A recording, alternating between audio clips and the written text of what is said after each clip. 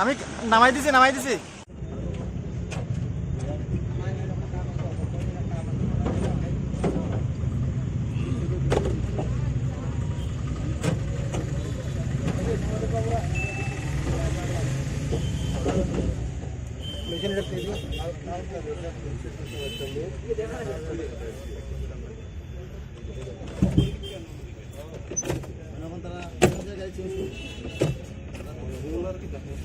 International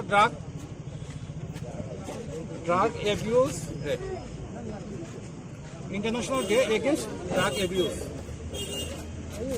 এই drug এবিউজের দিনে এটা ধর্মনগরের কৃষ্ণপুর স্কুলের সামনে আমরা এই গাড়িটাকে ডিটেন করি।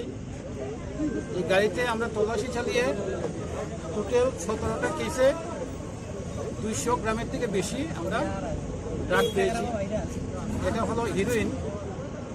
এটা মিজোরাম থেকে এসেছে, মায়ানমার থেকে এসেছে। কোয়ালিটি খুব ভালো, আপনারা দেখেছেন, আপনাদের সামনে হয়েছে।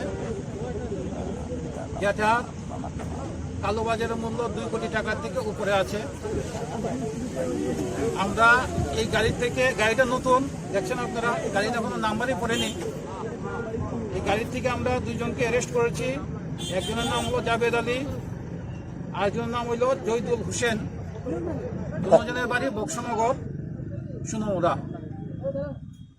আমরা ধর্মনগর থানাতে একটা কেস নিয়েছি। এই কেসের ইনভেস্টিগেশন চলছে। ট্রাক সিজ হয়েছে, মানুষ অ্যারেস্ট হয়েছে, গাড়িটা সিজ হয়েছে।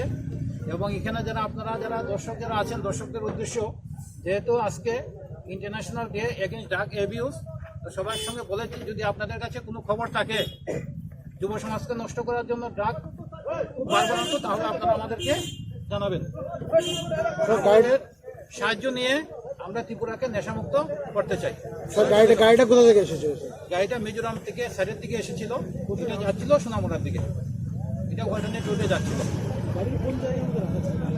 আচ্ছা, এটা আপনারা দেখেছেন গাড়ির সিটের নিচে এবং সিটের পিছনের দিকে এটা খুব সুন্দর করে ওরা ইয়ে করে নিয়ে গিয়েছিল, সিক্রেট চেম্বার বানিয়ে।